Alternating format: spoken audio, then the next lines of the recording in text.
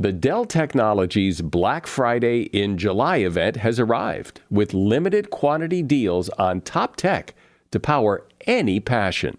Save on select XPS PCs and more powered by the latest Intel Core processors. Plus, get savings on select monitors and accessories, free shipping, and monthly payment options with Dell Preferred Account. Save today by calling 877-ASK-DELL. That's 877-ASK-DELL. Offered to U.S. residents by Web Bank, who determine qualifications for and terms of credit.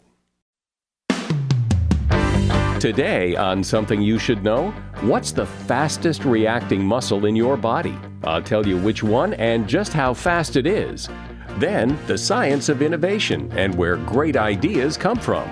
I tell the story of the pill camera, which is a thing you swallow and it takes a picture of your insides for your doctor to look at. And it came about after a conversation over a garden fence between a gastroenterologist and a guided missile designer. Also today, how to keep more of your own money. And medical errors. They can have serious consequences, but why do they happen? Most errors and bad outcomes tend to relate to some form of communication error. Are the doctors and nurses communicating appropriately? Are they communicating with the patient? Are they listening to what the patient's saying? And all of those areas are why it's so much more difficult to pin down where things go wrong. All this today on Something You Should Know. The average on-farm income in the United States was a loss of $1,100. 60% of U.S. pork comes from one company, wholly owned by the Chinese. And farmers are more likely to commit suicide than veterans. Folks, we got a problem. I'm Lucinda, 8th-generation farmer and founder of Moink. Moo plus oink. We offer grass-fed and grass-finished beef and lamb, pastured pork and chicken, and wild-caught Alaskan salmon, shipped straight from the heart of rural America. Come stand shoulder to shoulder with us by putting the family farm at the center of your supper table. What's in it for you? You mean besides saving the family farm and enjoying the highest quality meat on God's green earth? Geez, want me to hang the moon for you too? I'd love to.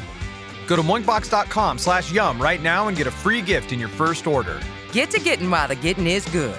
Go to moinkbox.com/yum. moinkbox.com/yum.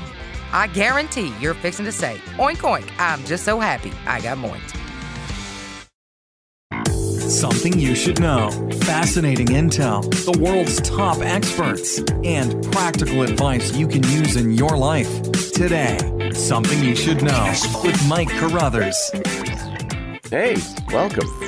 Time to take your mind off whatever it is you've been thinking about and dive into some new things to think about on another episode of Something You Should Know.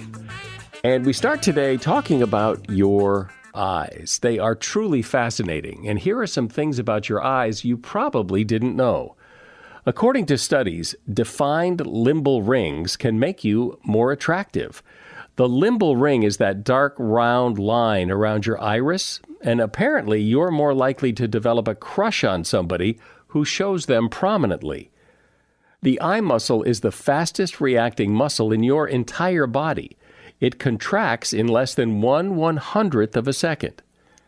There are approximately 7 million cones and 130 million rods in your retina that respond to light. They help you determine color and detail. Around 6,000 to 10,000 years ago, everybody had brown eyes, and then the first blue-eyed baby was born. And all blue-eyed people since then are related to that first baby and to each other. Your eyes can see about 10 million different colors, but if you're part of that 1% of women with a rare genetic mutation, you're able to see 100 million colors. Both sides of both parents' families can all have brown eyes, yet still produce a child with blue eyes. And your eye color isn't set until you're 2 years old. And that is something you should know. When it comes to innovation, we live in exciting times. It seems like new ideas and improvements to existing products and services come out at a rapid rate and often from unexpected people and unexpected places. So just how does innovation work? Where do great ideas come from? And what's the difference between innovation and invention? These are all really good questions that can help us all better understand how great ideas grow and prosper. And one of the best people to talk on the topic is Matt Ridley. He's a journalist, writer, and businessman. He is a member of the House of Lords in the United Kingdom, and he is author of the book, How Innovation Works and Why It Flourishes in Freedom. Hey, Matt, welcome. Thanks for having me on the show. Sure. It seems to me that when you look at innovation and where new ideas and products and services come from, that one of the things that makes it so fascinating to look at is because things often seemingly come out of the blue, or they come from places that you would never expect, which I would imagine makes it also difficult to study innovation and find any kind of common thread or guiding principles on what makes innovation work. That's right. I tell the story of the pill camera, which is a thing you swallow, and it takes a picture of your insides for your doctor to look at. And it came about after a conversation over a garden fence between a gastroenterologist and a guided missile designer. That's quite a nice example of a very unexpected combination of talents coming together and doing something different and interesting. Yeah, well, that's the perfect example. Two guys talking across a fence, they come up with a great idea. But just coming up with a great idea isn't enough, right? There's also the important difference between invention and innovation, in the sense that a lot of the hard work is turning a bright idea into something that's practical, affordable, and reliable, and that people actually want to get hold of. What I call that innovation, essentially, is turning inventions into practical realities. And that's often neglected. People think that all you have to do is design a better mousetrap and the world will beat a path to your door. It doesn't happen that way. You've got to make that mousetrap reliable, affordable, and available. But again, when you've got, two guys talking across a fence and they come up with this great idea, it is so random. It is so who would have thought that it seems almost impossible, if not, frankly, pointless, to try and figure out innovation. It's not that random. I mean, after all, it happens a heck of a lot more in Silicon Valley than it does in the middle of Central Africa or somewhere like that. And 1,000 years ago, it happened a lot more in the Yangtze Valley than in the Silicon Valley. So there's something about certain places at certain times, the Renaissance Italy, the city-states there, ancient Greece, Victorian Britain, there's something about each of these places that they get together the critical mass where the innovations happen. They attract the right people. The people have an opportunity to share their ideas in a way that they don't in other places. There is money available, there is energy available, there is talent available to help them. So it's non-random in that sense. It's also non-random in terms of which sectors get innovated. So the last 50 years have seen extraordinary changes in computing and communication, but very disappointing changes in transport. And you get a feel for that if you go back to the 1950s and look at their ideas about what the 21st century would look like. It's full of routine space travel, supersonic flights, personal jetpacks, gyrocopters for all. There's very little about mobile telephones and things like that. For some reason, we've hit limits that make it very hard to innovate in transport. Well, we've made it more reliable and affordable, but we've not made it faster.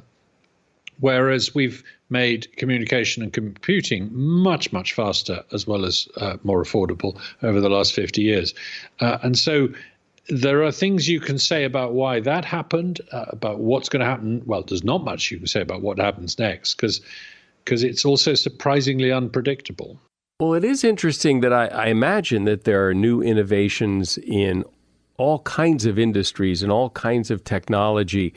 But I think when I think of innovation, I think of computers, electronics, digital innovation seems to be what I think of, and I think most people think of when they think of innovation. That's partly because digital innovation is permissionless, Whereas if you want to build a flying car, you've got to go out and get licenses from pretty well everybody. And it's, there's a very heavy regulatory hurdle to get over, which makes it very expensive. Whereas if you're building a new social media platform, there's really almost nothing you have to do to get permission. Is the point of talking about innovation, writing books about innovation, to just shine a light on it that, ooh, isn't this interesting? Or is it to come up with a recipe? I'm more interested in the former. I just think innovation itself is a very interesting topic. It's the reason we are living lives of extraordinary prosperity compared to our ancestors. It's the reason we have technology and rabbits and rocks don't have technology. It's one of the huge themes of the modern world. And so I just want to understand it. But I deliberately set out to do something rather sort of bottom up here. In other words, to tell stories about innovation, about many, many different kinds of innovations, high-tech ones, low-tech ones, no-tech ones, virtual ones, and all these kind of things, and then see if there were common themes. So to let the evidence speak for itself, rather than sort of go in with a theory and try and make the evidence fit my theory. And so what are some of those common threads? What do you, when you look at different things being invented and innovated, what do you see that they have in common? There's a really interesting phenomenon called simultaneous invention, whereby the thermometer was invented by 4 different people independently around the same time. The light bulb was invented by 21 different people independently in the 1870s. The search engine was invented by hundreds of different people independently in the early 1990s. And with that last example, you can see very clearly what's going on, which is not that there is some deity up there in the sky who has suddenly injected the phrase search engine into the brains of lots of different people at the same time, but that the contributing technologies that you need are ripe. They're ready to come together. In the case of the search engine, the internet has arrived. People are going to be exploring the internet. It's kind of obvious that devices that help them find what they want to look for in the internet are going to be important and possibly lucrative. Well, it's obvious in retrospect, but did anyone in the late 80s say, once we've got this internet thing up and running, I'm going to make a lot of money out of search engines? Almost nobody did that. In fact, Sergey Brin and Larry Page, the 2 people who made the most money out of search engines, didn't even think that's what they were doing. They thought they were cataloging the internet. They didn't realize they were inventing a search engine for a surprisingly long time. And they say that themselves. So there's a phenomenon here where it looks very obvious in retrospect what comes next. But it doesn't look at all obvious what comes next when you're there in the moment looking forwards. And so from a broader perspective that you have taken, what is it you can say about innovation in general? One, it's more gradual than we think. We tend to think of it as disruptive innovation that suddenly changes the world. Actually, if you look closely, there's a lot of hard work goes in before the disruption and a lot of hard work goes in after the disruption. It's evolutionary in the sense that there is descent with modification. Each technology gives rise to another technology and so on. You have to go through the steps, and it runs a sort of trial and error phenomenon that is very like natural selection. There are lots of ideas thrown out there. Some survive and some don't. Google Glass was a failure. Google itself was a success. It's serendipitous. We've already touched on how you get these strange meetings of ideas that produce new ideas. It's recombinant. Every single technology that we have is basically a combination of other technologies. It's got this fascinating hype cycle whereby it tends to disappoint in the first few years, and then it exceeds expectations after that. So Roy Amara was a computer scientist in Silicon Valley in the 1960s who said a new technology exceeds expectations in the long run, but we underestimate its impact in the long run, but we overestimate its impact in the short run. And I think that's very interesting. Think about the internet. By the end of the 1990s, quite a lot of us were saying, I don't know. I'm not sure about e-commerce. It's not really that interesting. It's not quite going to work. I can't make it function. 10 years later, nobody is saying that. So there's a sort of takeoff phenomenon that is quite important.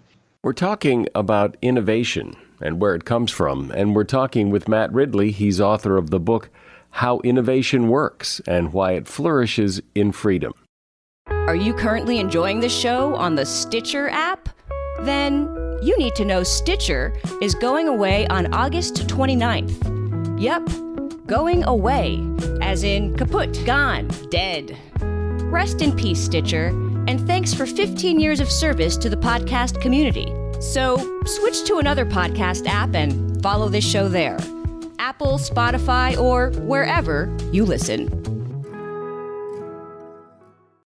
So, Matt, when you say that innovation has this kind of false start where people overhype it and it's a kind of a disappointment, does that tend to be typically more digital kinds of innovation? It seems like if you invent a better mousetrap, it's either going to work or it doesn't. It's not going to get better. This is it. Well, no, I don't think you're right there, because what you're talking about is the mousetrap having already been invented and someone coming along and inventing a better one. That's quite late. That's sort of mature technology. But if you think about something like genomics, 20 years ago, Bill Clinton and Tony Blair did a joint press conference to announce the sequencing of the first human genome. And if you read their speeches from that day, they are extraordinarily utopian. They say this is the beginning of the end of disease. This is when we start to cure cancer. This is the most important breakthrough in all of human history. In the long run, I think they're going to be right. But if you think about what genomics has delivered in terms of new medicines today, it's pretty disappointing. And that's not an electronic technology. Another example is aeroplanes.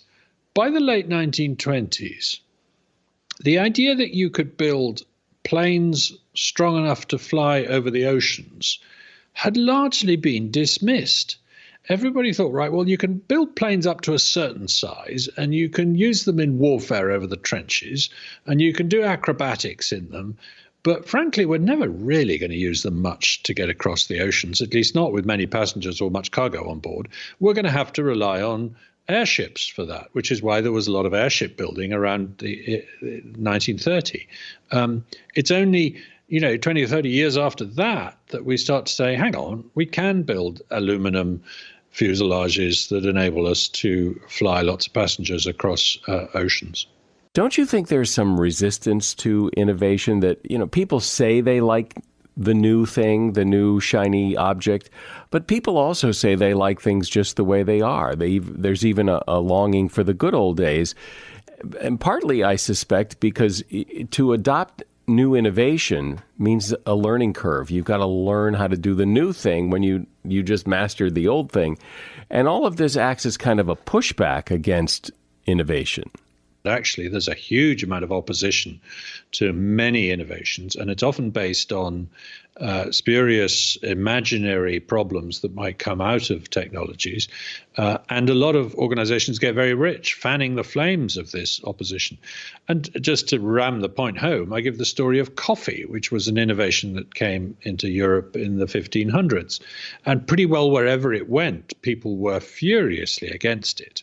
And rulers in particular kept banning it or trying to ban it. They usually failed because people liked coffee.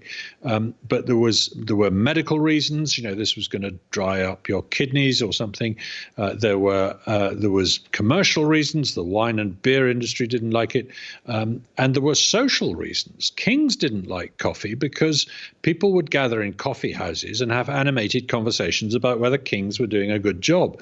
And quite often they came to the conclusion that they weren't. And Charles II of England was very explicit. Is that why he was banning coffee houses?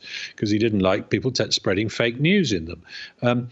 Now, that's all quite familiar when we look at what's happened to genetic engineering in agriculture in Europe, or shale gas in Europe, or nuclear power, where we haven't been able to develop new nuclear technologies in the last 50 years.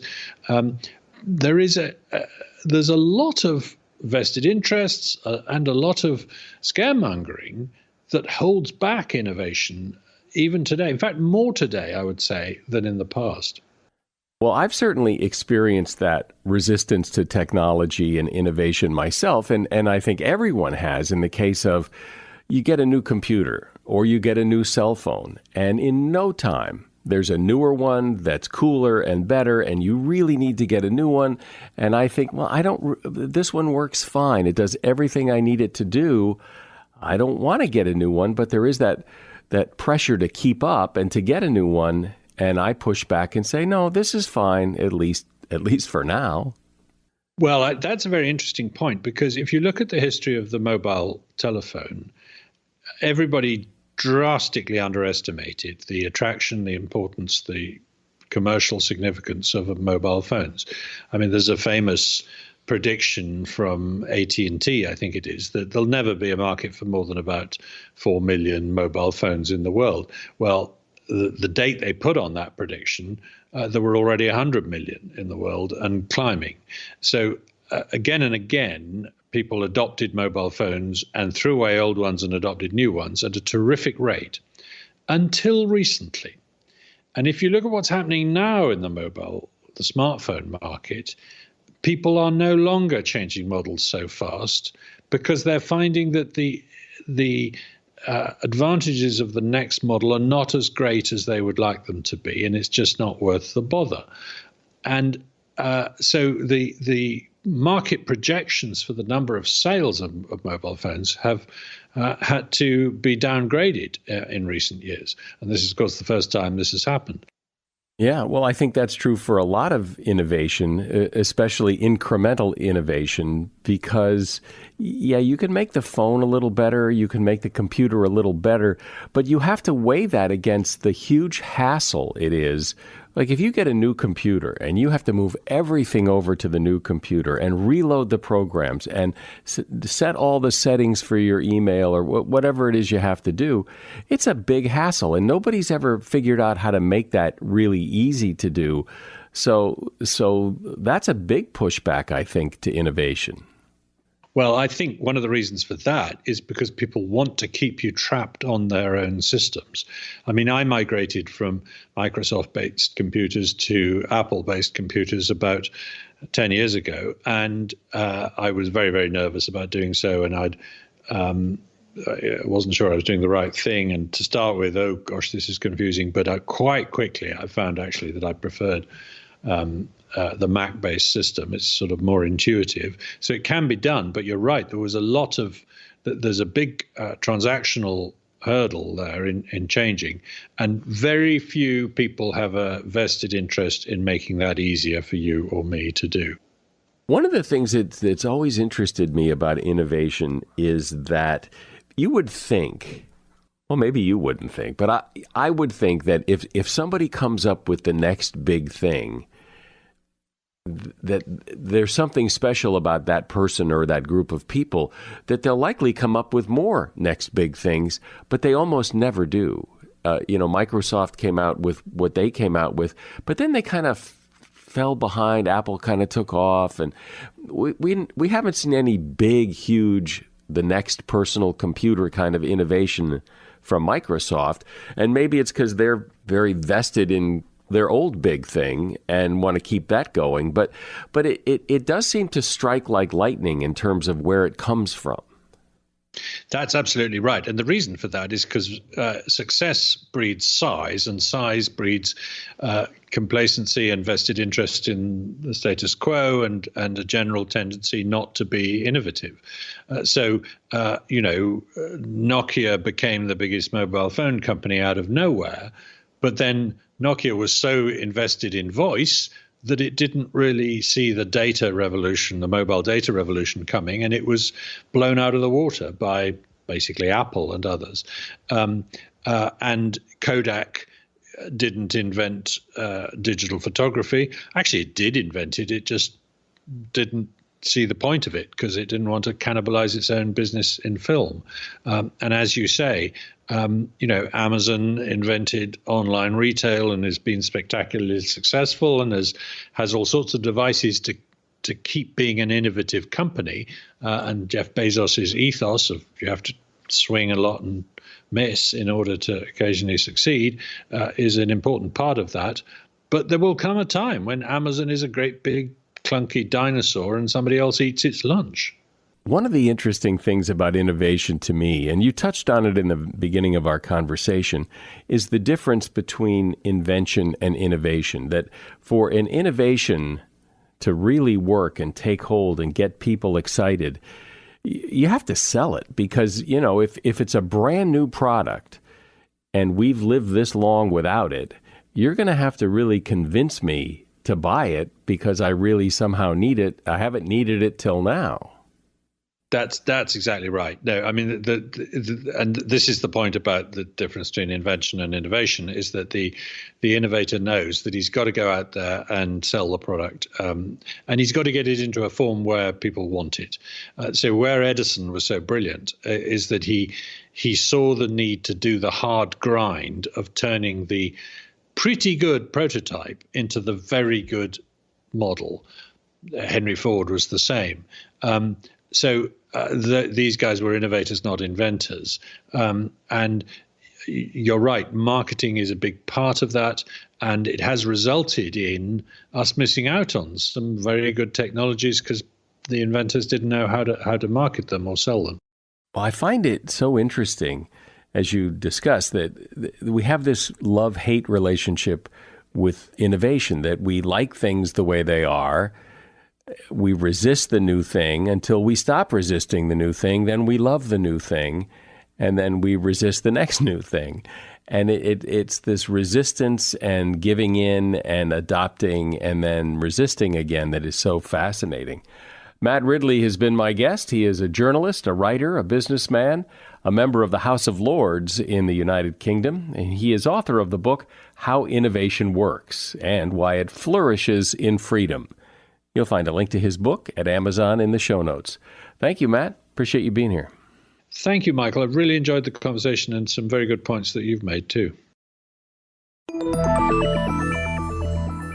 I know I've heard this statistic, and you've probably heard this too, that medical errors are the third leading cause of death in the United States.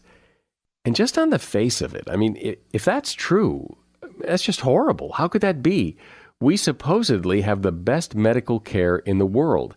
How could the medical profession be making so many serious mistakes that it's killing more people than everything else but two other things? And then what about all the medical errors that are causing harm but not killing people? Well, that statistic may need a little further examination. And here to do that is Dr. Danielle Ofri. She is a clinical professor of medicine at the New York University School of Medicine. She's cared for patients at New York's Bellevue Hospital for more than 2 decades, and she is author of the book, When We Do Harm, A Doctor Confronts Medical Error. Hey, doctor, welcome. Thank you. It's so nice to be here. So how big a problem really are all these medical errors? It's a good question that you ask. Part of the problem is we don't know the answer to that. So a couple of years ago, there was a big article with huge headlines about medical error being the third leading cause of death in the U.S. It was funny because I work in a very busy urban clinic. I thought, boy, if medical error is the third leading cause of death, I should see it every day, shouldn't I? But I don't, or at least I feel like I don't. So then I wonder, is it there and we miss it, or are the data wrong? And partly we don't know because it's very hard to know necessarily when an error occurs and whether the error is the cause of something bad. There's no place to check off medical error on a death certificate. So we don't actually know. It's pretty common, though. Where did that number come from then? So this study reanalyzed a couple of older studies, and they were looking at hospitalized patients, which, as you can imagine, are not representative of all people, right? Not everyone's in the hospital, thankfully. Hospitalized patients tend to be older and sicker with many more moving parts. And one of the problems is that because you're reanalyzing someone else's data, you're relying on their judgment of whether an error occurred and whether the error actually caused the death. Imagine a patient dying of liver cancer and they're given the wrong antibiotic and they die. So there's been an error and there's been a death, but did the error cause the death? It's often very hard to tell. So it's already a judgment call, and then you're relying on someone else's judgment call. So any biases will then get magnified if you then extrapolate to 350 million people. And so we hear the sensational stories about, the doctor cut off the wrong leg, or, so these horrible medical error stories. I imagine, God, I hope that's the exception, not the rule. Are they very rare, or are they, one is bad enough, but how bad is that? Well, it depends how widely you cast the net. So catastrophic errors like cutting off the wrong leg or operating the wrong side of the brain, those are rare. It takes a lot of things have to go wrong for that kind of error to happen. They do happen, but they're not that common. However, there's lots of errors that are smaller and cause mild amounts of harm. Maybe the patient had to stay in the hospital a day longer, or maybe they, had an upset stomach when they didn't need to have that. Things like that, which there may still be an error, but the consequences weren't grave. And then there's a huge category of what we call the near miss. That is, an error has happened, but the patient did okay. Or as I like to think, the patient got lucky that day. And those errors are probably vast. We don't really know the number because who reports near misses? Very few people do. And because the patient isn't harmed, we tend to ignore them. However, that's kind of like the minefield of the future errors waiting to happen. So to me, near misses are just as important, even if there's no harm from those medical errors. Understanding that you're a physician, a practicing physician, so you're on the team. So I'm sure you have conscious or unconscious biases about this. But still, you've objectively tried to look at this problem, an important problem. So how would you, if you could step back, how would you rate your profession, your colleagues? How well a job do they do as it relates to medical errors? That's also a tough question because there's many levels to that. So one is, what does the individual doctor or nurse do? So let's say the nurse grabs the wrong IV fluid. So that's an error that you can say she did that and that was incorrect. But then you can look at, what were the reasons, what were the systems that made that error possible? Was she being given too many patients to take care of because they're short-staffed? Was the lighting poor so you can't read the labels? Do the medications look alike or sound alike? Was she being interrupted every 5 minutes by people asking for ginger ale and directions to the bathroom? So even though we can rank that nurse as, boy, she was really rotten because she gave the wrong medication, you can also find the systems that made that error more likely. As a whole, as a field, I think we are finally waking up to the sheer volume of errors or care that is less than we want it to be. And that includes not just outright errors, but harms that patients receive that we don't intend for them to get, even if an error wasn't committed. That's quite a vast issue. So the profession is waking up. We're still going a little slowly, and partly because we tend to want to blame the nurse or the doctor for making the mistake, as opposed to looking at the system that makes the error or bad outcome more likely to happen. Seems like that would be the case, that the system is the problem. And, I've heard the comparison that, the airplane pilot, if he makes a big error and somebody dies, he dies too. So that's why there's far fewer airplane accidents than there are medical problems, because the doctor doesn't harm himself. He only harms the patient. It seems a little harsh, but I see the logic in that. But I also think there's fundamental differences between the aviation industry, between airplanes and medicine.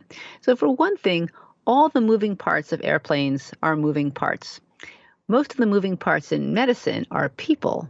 And there's all kinds of people on the team. On an airplane, there's, one pilot, one co-pilot, a fixed maintenance team, and that's really it, and the flight crew. In medicine, you may have dozens of people involved in care at all different levels.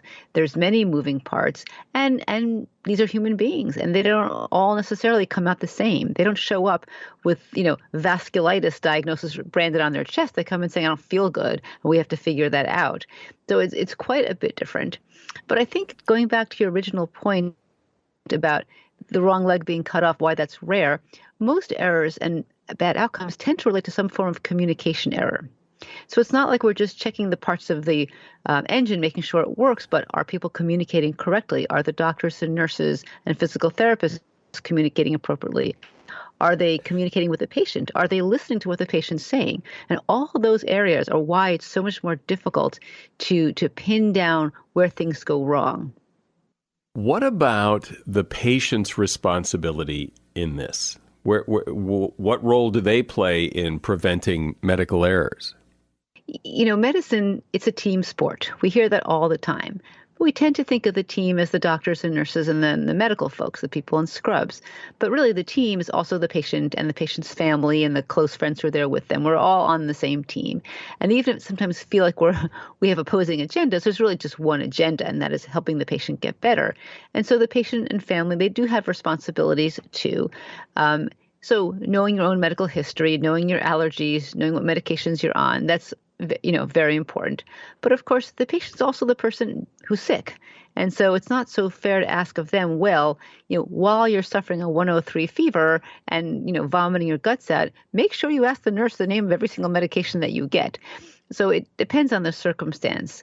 I think the more patients and families can be engaged and involved and know what's going on, keep a notebook, ask the questions, write down the answers, that's all for the better. But I think we can't foist it upon the patient who is pretty busy being sick or anxious, worried, frightened, all these other things that make them maybe not at their best at that moment and much more vulnerable than usual. So the onus really is on the healthcare profession for most of it, although the more patients can be engaged and involved, the better for everyone.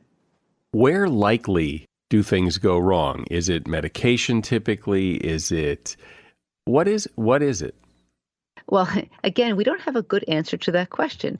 And one of the reasons that we don't have any kind of national database for reporting errors. So we have no way of knowing. Reporting errors is voluntary, or you get sued and then it comes to light. The other day, I detected a near miss error that was related to the electronic medical record. I thought, boy, what? Let me file a patient safety report. It's important for them to know. Well, I couldn't even find the page and the link, and I had to go through 6 different pages on the computer. I had to call the help desk, find out where to, find this. Then I had to open an account with a password and a capital letter and a small letter. And at that point, I gave up.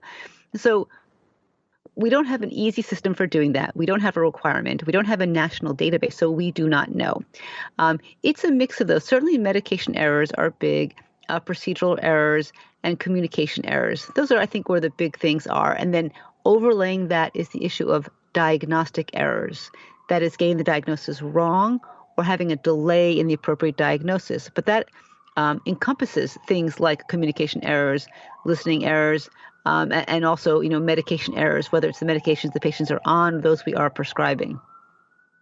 We hear about defensive medicine, that doctors, for fear of being sued, do extra tests or do or don't do things to basically protect themselves from liability. Does that play into this?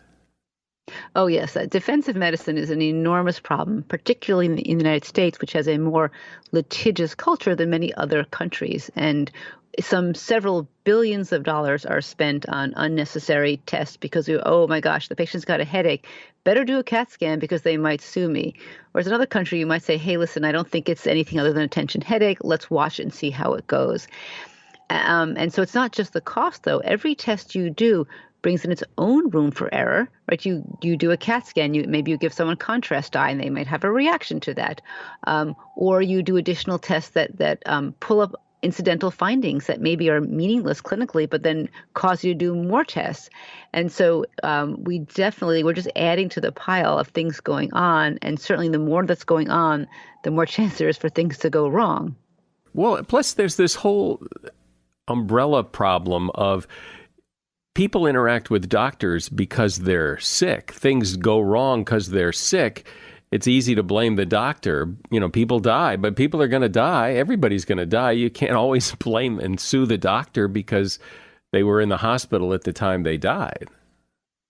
Yeah, so it points to how limited the malpractice system is for addressing error, because you have to actually prove that the error, the issue caused the death or the bad outcome. That can be very hard to do. Again, people are sick. There are many things going on. A mistake might be made. It's very hard to prove that mistake actually caused the death or the bad outcome, which is why malpractice only helps a very small sliver of patients. Other countries like Denmark are experimenting with other systems that are more akin to our workers' compensation system, where you don't involve lawyers in going to court, but you simply file a claim.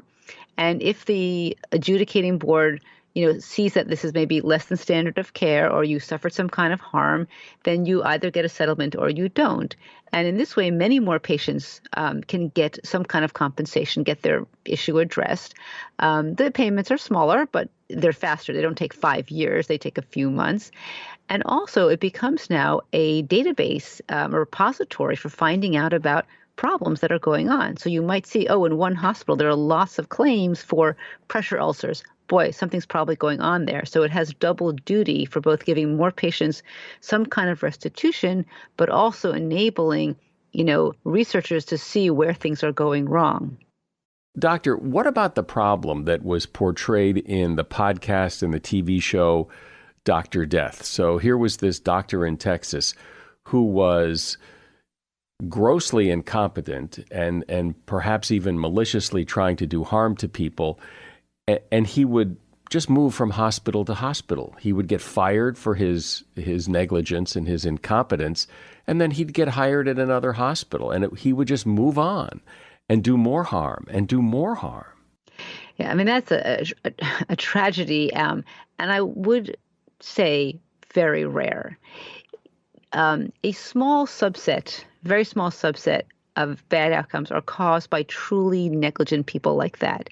But it's very small. The overwhelming majority of errors and adverse outcomes result from clinicians who are committed, doctors and nurses who are doing their best under challenging circumstances and maybe temporarily just miss something, but it's certainly not negligence.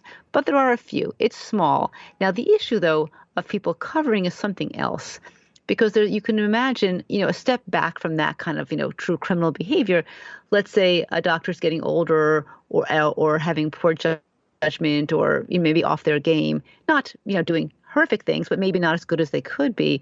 Who turns that doctor and who reports that? That's very hard to do. I mean, many doctors and nurses have depression, substance issues. They're being very overworked. Certainly in the wake of COVID, many clinicians are suffering, and it can come through in their work. And we would like our colleagues to, bring those issues to the surface because we want to help that staff in addition to protecting their patients. Do doctors, because I've had really good doctors and I've had really crappy doctors, and by crappy I mean non-communicative, sometimes even nasty, aren't very helpful. Maybe they're good technically as a doctor, but they're lousy as a person doctor. Their bedside manner sucks, basically, I guess is what I'm saying. And I wonder why that is. If you're a doctor, why are you acting like that when people are sick, they're relying on you and you're treating them poorly? That's a great question. I bang my head against the wall all the time.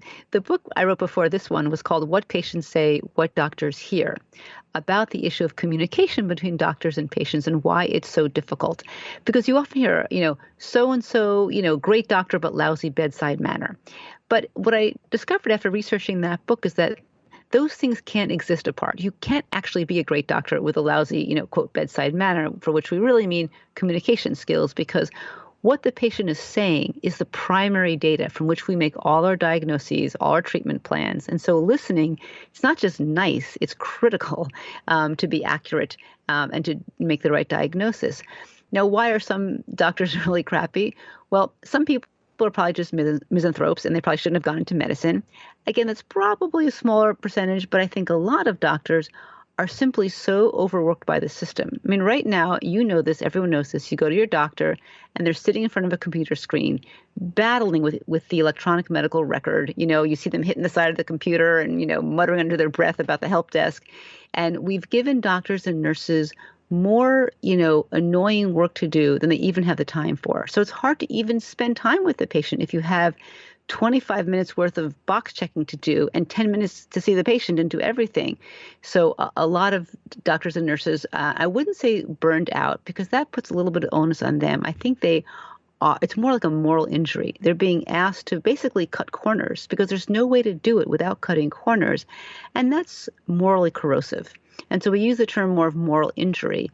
And for many people, that becomes so difficult. It's very hard to maintain the reason you wanted to go into medicine, to spend time with patients and be with them. And some people, unfortunately, end up with the phenotype of kind of a grouchy, uncommunicative doctor or nurse, and that's bad for everyone. Is being a doctor getting so difficult that it's really turning a lot of people off? Or are we facing a shortage of doctors like we are nurses or not? Well, we do have a shortage of doctors, particularly in the primary care fields. That is general internists, family doctors, pediatricians, and you might see a common theme. These are the professions that are very burdened by paperwork, are relatively lower paid on the spectrum of doctor payment, which is certainly no doctor is starving, but definitely they're lower paid. The hours tend to be longer. I mean, compare that to some specialties like dermatology, radiology, where hours are fixed and the pay is very high because they're procedure based. So we certainly have a shortage of primary care doctors. Try getting an appointment with an internist is pretty tough these days. And I think it's because partly you accrue a lot of debt as a doctor. So to go into a relatively lower paid field is maybe not so appealing when you have $300,000 worth of debt. But also the paperwork burden of the electronic medical record is really unappealing, and people don't want to do that. So I think it's really a concern that we need to think pretty clearly about. Yeah. Well, but you would think, though, that if there was a shortage, that those who did go into it would make more money because supply and demand. Well, we wish, but it's really about who sets the reimbursement for insurance companies. Right. So if I talk to my patient about diabetes and how to take their medications, maybe, Medicare will reimburse my hospital $48. But if while I talk to them about how to make brown rice instead of white rice, which is really important for diabetes, and I simultaneously thread a catheter into one of their orifices, and you can pick any orifice you want, that payment goes up like tenfold. So anytime there's a procedure involved, the payments are higher. When it's talking to your patient about how to take your medications, how to work on the lifestyle to affect your illness, that's not reimbursed. So there's no supply and demand. It's simply who was at the table when the rates were set. And you can bet that the primary care doctors were not at the table. Well, what about the idea of a primary care doctor? Because it seems like now, and I've had this experience because I moved from an HMO to Blue Cross or whatever, that I don't even have a primary care doctor because it's hard to get in to see one when you're sick. They can see you in 3 months. Well, I probably won't be sick in 3 months. And so I just go to the urgent care, and if I need a specialist, I call a specialist. I don't even really have a primary care doctor. Yeah, that pains me to hear that. And certainly for someone young and healthy, that may work for the occasional thing that comes up. But as patients get older and have many chronic diseases, having a primary care doctor is essential. And it's been proved to me more and more during COVID, as patients, were often cut off from their doctors, how much people's care suffered from having the doctor who's known you for 5 years and knows the complex interplay of your different illnesses, and also knows you well enough to know when something's wrong, when they come in and say, something's off with this patient just by the way they're talking or the way they're walking or the way they sound. And that's so essential. Plus, there's more to health than just taking care of your acute illnesses. There's also the idea of being well in between. So a good primary care doctor, even for a healthy person, is helping them, have a healthy diet, exercise to prevent all these chronic illnesses, make sure your vaccinations are up to date, helping you through a pandemic or what have you. So it is really crucial. And you're right, we should be having many more primary care doctors. It's kind of a crime that we have more specialists than we have primary care doctors now. Right. Well, if you can't get in, even when you have one, if you can't get in to see them for 8 weeks and you're sick today, you wonder why do they take on so many patients that every patient is 8 weeks away from an appointment? Well, if the insurance company reimburses $30 for a visit, in order for the company, the hospital, the practice to keep the lights on, they have to take a lot of patients on for very short visits. So that's the business model, which, as you can see, is crazy. We sort of have this supply and demand model for a field that really doesn't, it's not toasters or microwaves or jeans. It doesn't quite work that way. And so we're trying to fit one model into something else that doesn't quite work. And that's exactly what the problem is now. Well, we started this conversation by talking about that statistic that medical errors are the third leading cause of death. And I think you've done a pretty good job of explaining that that's pretty hard to determine. And B, there's a lot more to the story than just that statistic. Dr. Danielle Ofri has been my guest. She's a clinical professor of medicine at the New York University School of Medicine, and she has cared for patients at New York's Bellevue Hospital for more than 2 decades. She has a book out called When We Do Harm, A Doctor Confronts Medical Error, and you'll find a link to that book in the show notes. Thank you, Danielle. Well, thank you. It's been a pleasure. How about some advice that will help you keep more of your own money? And it all has to do with the way your brain perceives cash.